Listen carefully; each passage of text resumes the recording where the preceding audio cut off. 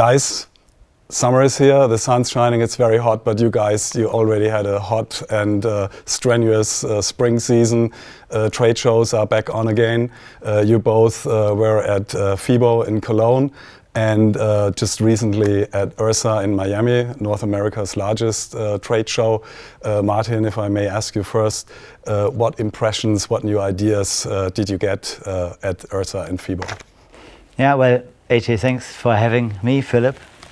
Pleasure to be here in Munich. And IRSA was fantastic. It was an event which was paused for 2 or 3 years, of course. No international guests. We had 75 countries presented. The trade show was buzzing with new innovation. Of course, I can't tell too much about it because I would give my competitor advantage away. No, joking aside, I guess there is a huge revolution happening. It's just one equipment, and then people expected to buy the latest, and then members should train there. I think these years are over.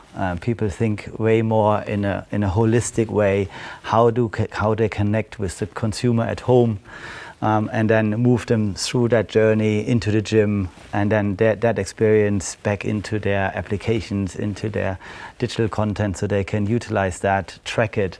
So all this, it becomes way more holistic than it ever has been. And 3 years of clubs closed and digitalization have obviously skyrocketed this movement. So we are very pleased, and EGYM was also there with a big booth and lots of customers. I think the American consumer is waking up to something we already know here in Europe, having at our core of our offerings. Yeah, that's right. Also from my side, first of all, I felt some level of relief. The gym operators are focusing again on the future versus just dealing with the pain of the past 2 years. And I also sensed what Martin already mentioned, basically, that there is really a tide shift. People are changing their mindset really more on their members. We have been, I think in one podcast, Martin also said it, as an industry, we had turned a little bit complacent, and now I feel that people are really thinking, how can we add in a very consistent and comprehensive way, add value to our members across all the many dimensions. In the past, the gym business was very much driven by sales. And I do think now people really want to track what are our people doing, how do my members have workout success, and that all comes, of course, with digitalization. And fundamentally, I think the fitness industry moves forward from purely sales-driven to sales and retention-driven. And for retention, it's a difficult job. You need to add a lot of value, and you really need to understand your customers well. And quite frankly, that hasn't been possible in the past because we were operating an entirely analog business, or we had like those silos. And what I now feel is that really people, when they come to our booth, want to discuss with us how they can apply digitalization to their business, they're thinking about it in a very comprehensive way. Like, from how do my members join, to how do they receive an orientation session, how do I connect to them when they're at home or when they want to work out from their hotel room. So it's a very different dynamic what we see. And I also see a lot of young up-and-coming operators as well as suppliers really kind of playing a role here. And what personally excites me most, and that's of course also because that's a real focus for EGYM, is operators, while they started thinking about digitalization, everything supporting their business outside the training floor, which is arguably the core of the offering, I can see now operators really thinking, okay, the core and center of my business is the workout floor, and how can I apply a better user experience leveraging digital tools here? Martin, Philipp mentioned the different dynamics in the industry. Under the roof of the LifeFit brand, you have many exciting brands, gyms, and so on. So after 2 very, very exceptional years of pandemic, what do you see right now? How are things picking up? How's Rebound doing, for example? Yeah, I mean, like Philipp, you have not built an equipment company. You know, you've built a digital network, you know, encompassing the whole journey from a consumer. That wasn't clear in the beginning when you founded the company. When we had our core Fitness First, as you know, it was the most valuable gym in town. It certainly had all the facilities you wanted. You know, it not just had a cardio, 5 treadmills, it had 25 or 50 or 100. So the spread between strength equipment and cardio suddenly changed. You know, so it was half-half. And then it had a childcare, and it had wellness and sauna, and some had a pool. So the whole gym landscape changed with that offering. It started in the 90s in England, and now it's moved then throughout Europe, became once the biggest in the world, but it became complacent. And like in the digital world, you know, when things start small, they then specialize. And the whole fitness industry is specializing. So what used to be the one offering and everybody goes there, you now have 15 different types of gyms. And the LifeFit Group is really a growth platform looking in which market segments are the trends. Where is the biggest growth potential? And that's where we're going. So we've taken Fitness First, the mothership and core of our organization, and we've now separated into 2 offerings. In fact 3, but I would say 2. So it's for the value-driven consumer, yeah, and then it's for the wellness and health-driven consumer. They operate still under the brand Fitness First, but the one is black, the other one is red. And we're working that the consumer understands that, but this is the direction. Then you have other brands like Smilex, as you know, where we, Philipp, you've worked with them for many, many years. They had EGYM way before many others, and they're also in the value segment. And then you have the premium segment with ELBGym, with the more performance-driven activities, and that's the way the industry is happening at this moment in time and working. And the question is, you know, what kind of offering do you put in each of them? You have specific formats like where you just have running and weights, berries. Yeah, so we own the franchise for berries because it's a huge growth activity happening in the boutique market in Germany. When you were in Manhattan 6-7 years ago, Philipp, I know you travel a lot. You know I travel a lot, and you typed in boutique fitness in Manhattan, you got 30 hits. And these were usually kickboxing or yoga. You type it now in Manhattan and you get 550. And there are like 15 different types of exercises. And the same is in Berlin. When you type it in Berlin, you maybe get 6 or 7 now. Yeah, 5 years ago you got 3. And I think that's moving. So it's really fascinating how the whole market is shaping and how we can play a role, and how, you know, each gym with their offerings can play a role here. But maybe you want to add to my observation something here. No, absolutely. I think it's basically our industry is professionalizing, and digitalization is one element to it, but also specializing is another element to it. And it's really interesting. You know, when we saw the rise of low-cost fitness chains here in Germany, in the beginning, lots of operators were really worried about that and didn't find it a good thing for our industry. What then many found out later is that actually low cost opened the market, and people would sometimes kind of we would pick them up with a low cost offering, and then they realized that fitness should be part of their lifestyle. But then they also realized, you know, because it becomes a more and more important thing in my life, I'm willing to pay a bit more and maybe then go into a Fitness First. And that was basically the one initiative that we saw for many, many years here in Europe. And then we saw in the US already many more initiatives how we can pick up people where they are with those boutique offerings. And what we've often seen in the market is that you know, when one boutique offering works really, really, really well, then the big box gyms just take that as part of their bundle. But these speedboats were proving and testing the market for it. And a good example is here in the US, Orange Theory, where all of a sudden, like, they grew to a huge amount of locations with their heart rate based workouts.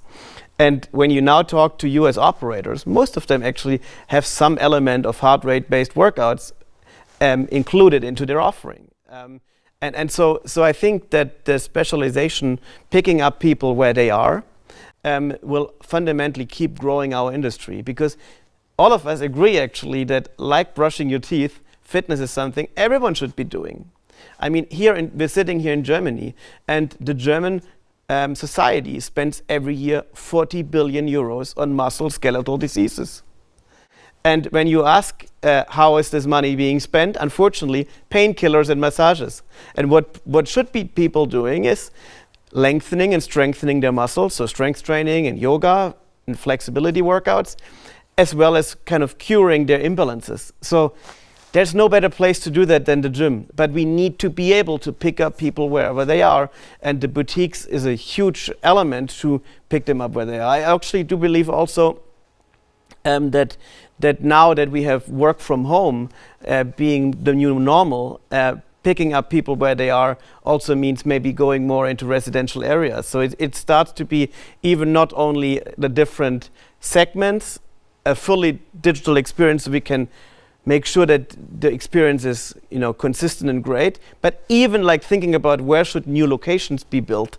And I know that you, Martin, you have actually one specific concept, the Gym Society, where we both agree that could be a great basically element to pick up people in their residential areas. Yeah, so one of the specialization is that people want a short time workout. And what is adding time to a workout?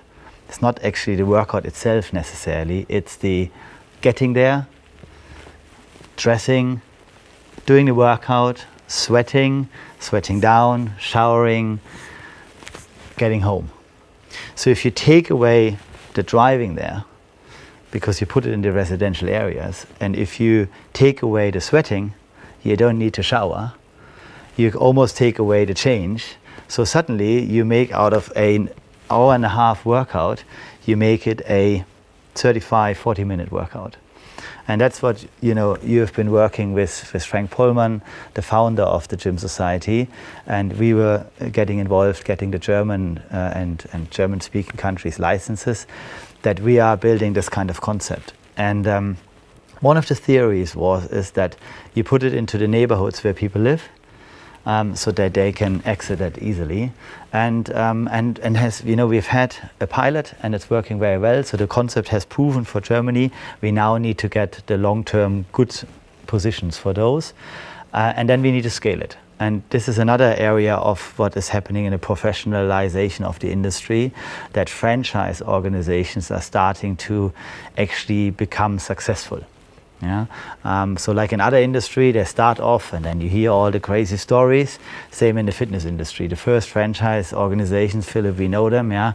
Goodness me, yeah. You wouldn't have touched them by a long way. Yeah. So now they're becoming really professional, and hence they can establish that the market is growing.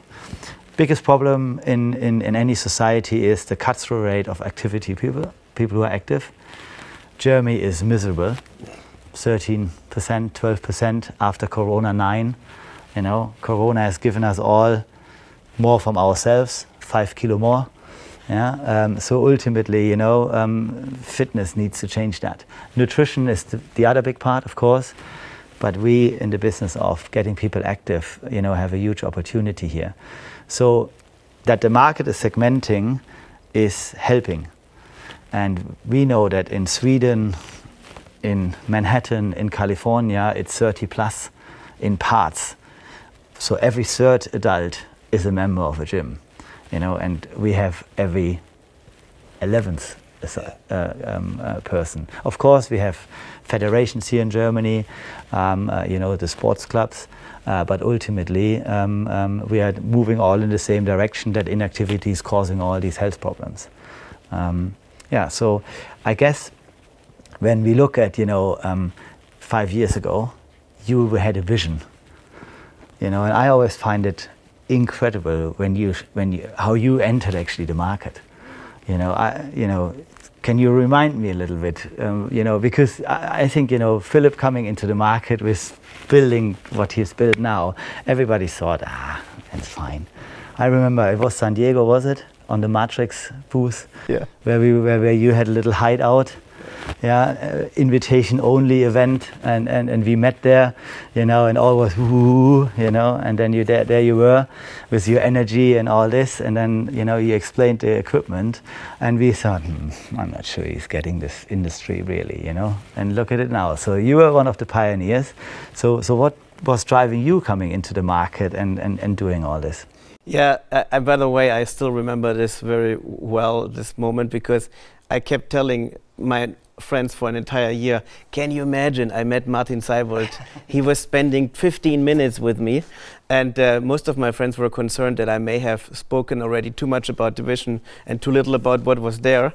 But that kind of always kept us, was the north star of our company. We actually don't want to make a quick sale, but we want to really add value, because fundamentally we believe in the long run that will serve us well.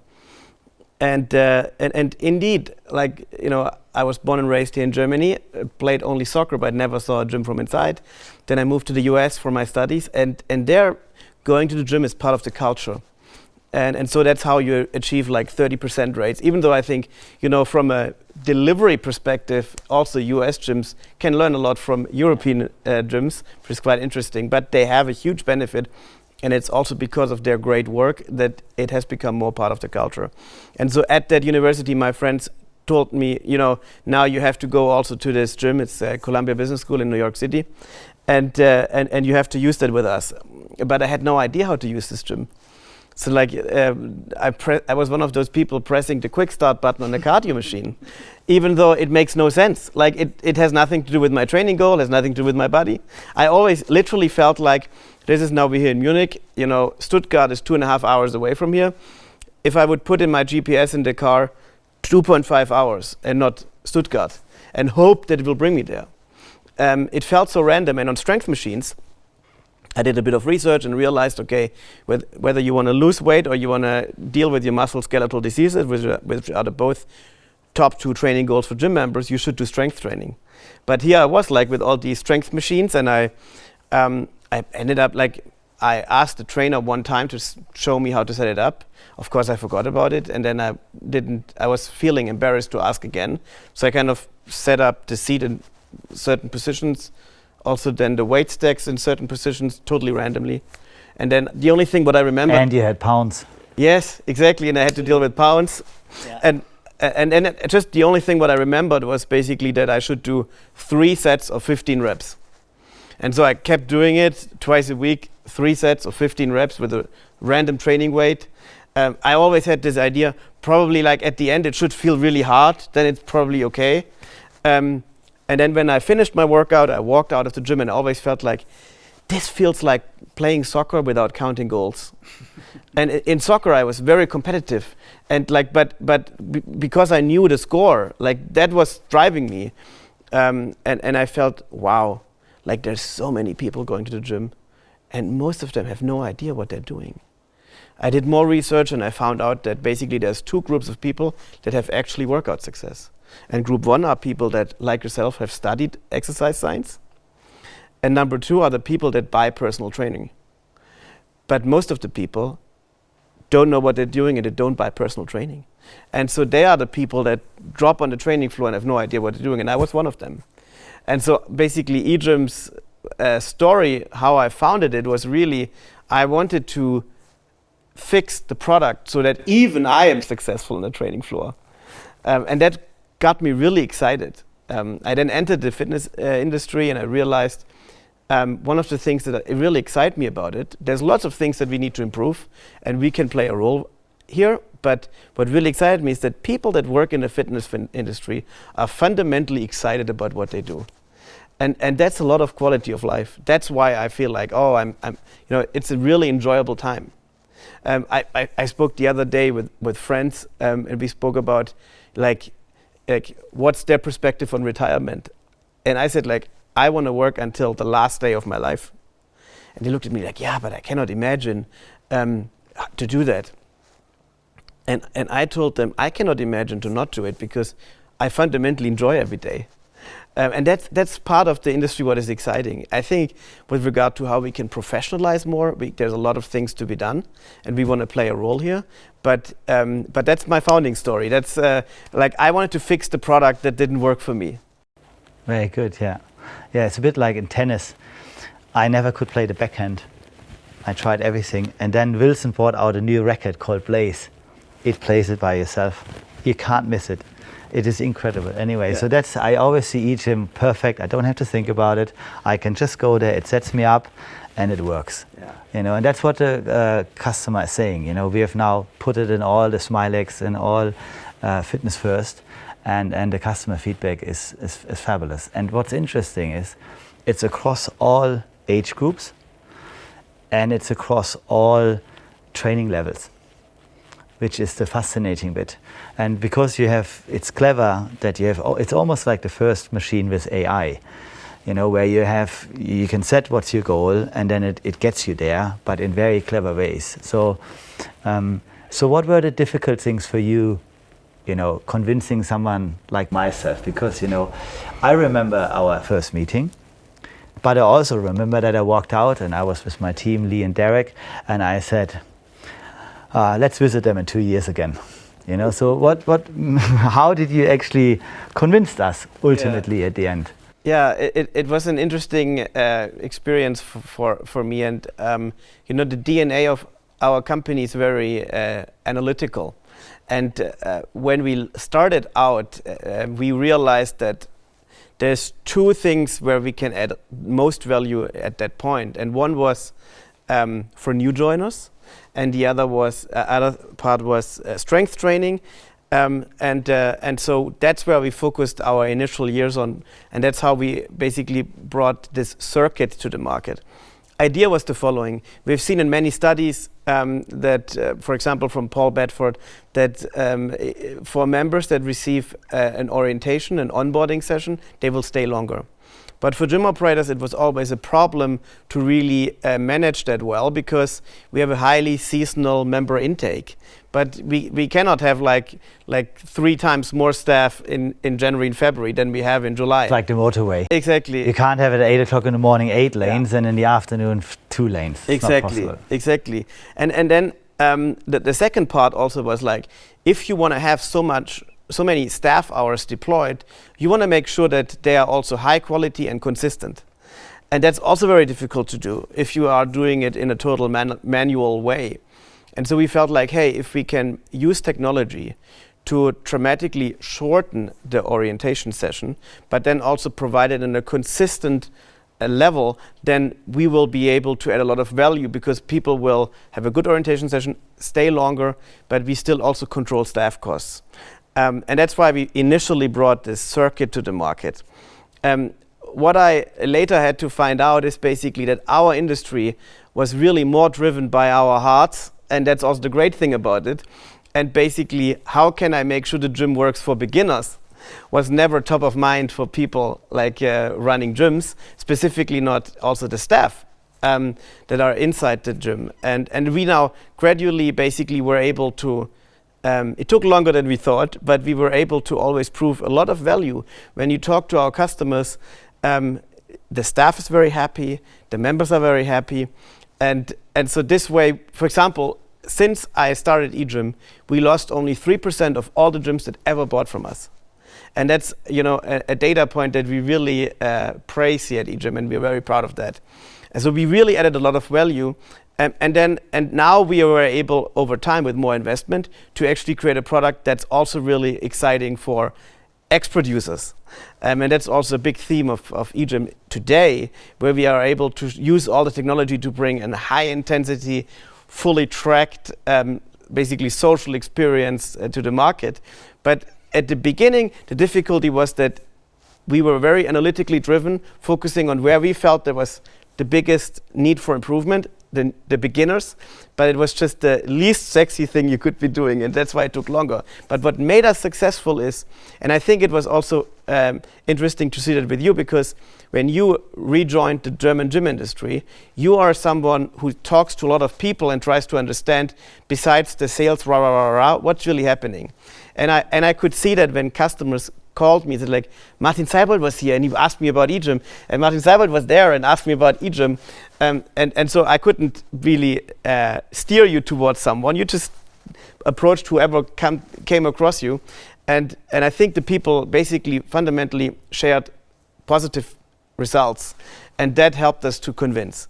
But we see that in every new market that it takes time for us to basically prove with data and over time win their hearts.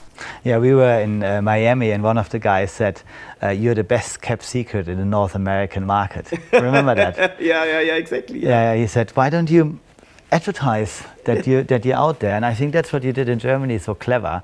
You then had a aggregate, like you had a platform. Yeah. How did you call it? Like my best gym in town or something like this. So you suddenly, not only he created having equipment, he also created that we get generating leads. Yeah. Because he wanted new joiners to go on there, so he needed new joiners. Otherwise, you have no leads, then you don't need new equipment for new. So I thought this was quite clever to not just to think outside the box. Yeah. And that's obviously what we are trying to do at LifeFit Group. You know, we're not trying to just focus on what we have. Yeah. Because when you do that, and I've been part of this group for over 20 years now, and like everything, you have very successful years, and then you have the downward spiral, and everything seems so bad. And then suddenly it goes back up again. But in all phases, you're part of the situation. Yeah. So when you're winning, you're part of the winning team.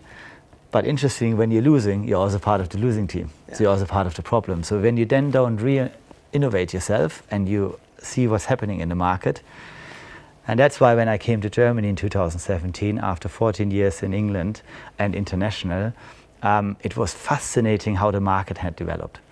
The speed of the German business, how this market has developed, is unseen in any other territories in the world. In the gym business, boutiques, I think there is America is way ahead, Australia way ahead. These are the two big probably. But with gyms, there is no other. There's no more competitive market, no market where there's so many big players, which is also a reason why some of the international players have failed coming into the market. 24-hour fitness, 15 years ago even failed. We now had Basic Fit, the low-cost operator, not entering the market. Now they're trying to come into the market. Let's see how this plays out. So that's quite fascinating to see that. Yeah, no, absolutely. And talking about your past, I mean, probably you could now maybe even claim that no one has served longer with Fitness First than yourself, because you were really basically you started your career at Fitness First already. You told me. I think you started via the gym of your uncle. Is this correct? Yeah, my uncle had a ladies-only gym in Frankfurt, built a second one, and then he wanted to expand, but couldn't expand for various reasons. So he sold to a company called Fitness Company, who had an investment from Fitness First, an operator in England, and they wanted to build 100 gyms in Germany. Yeah. So I was still at my studies, and then I received a call and said, hey, you want to start there? I had my interview, got my job. I still had a year to study, which wasn't necessarily good for my results, because when you have a job, you might not learn that well. But ultimately, I joined in Frankfurt when we had 6 clubs, and I joined as a marketing director. And then one of the skills I developed over the years is to find a person who does the job better than I do. Yeah. And then I basically can go to my boss and say, look, marketing is taken care of. Do you got anything else for me? Anything new, exciting? Or do we need to separate? Then I got sales, which was a totally different animal. I always thought marketing, sales, same thing. It isn't. So we learned that. And then I had operations, and then I became the MD in Germany. And then Germany felt too small, 70 clubs, mid-30s, wanted to conquer the world. And I got the opportunity to come to headquarters in England. By that time, we were in 17 countries, but they had a huge problem in England. They had 185 clubs, and probably 100 of them they shouldn't have. They were expanding too fast, and so I went over there, reduced the size of the business to 160, piloted low-cost gyms. We failed miserably. You know, we were not able to do that correctly, tried to innovate it ourselves, but it wasn't in our DNA. Then I traveled international, worked in Australia, Asia, Europe, and and then sold the business in England. I was held by a private equity to a DW Sports, which was the Intersport. So they had sports stores and gyms, but none in London. Yeah. And we had a 50+ network in London. So sold it to them. And then there was a family-run business. The private equity then asked me to come back to Germany. I came here in 2017. And Fitness First was the brand. You know, when you cut my arms open, it would come little Fitness First out. Yeah. And it was dead. You know, everybody I talked to said, this is a shitty company. I mean, what are you up to? Why would you do that? Why would you travel from England to Germany 7 hours door to door to work for this company? It's broken. I said, all right, fair enough. So I looked at it for 3 months and it was broken. It really was one of those tragics and we looked at it, but it was fixable because it had great locations. And gyms ultimately, at that time, still in 2017, location. We put a lot of money in, refurbed all the sites, but completely changed how we look at it. Ultimately, in Germany, no one of the staff was training. Yeah. Not even the personal trainers. I mean, it is incredible.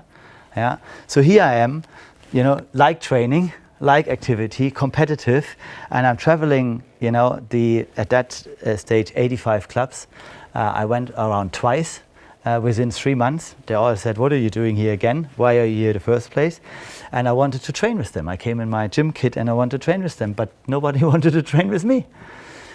That was the moment we knew there needs to be change. Yeah. So within the first 2 years, we changed 94% of general managers.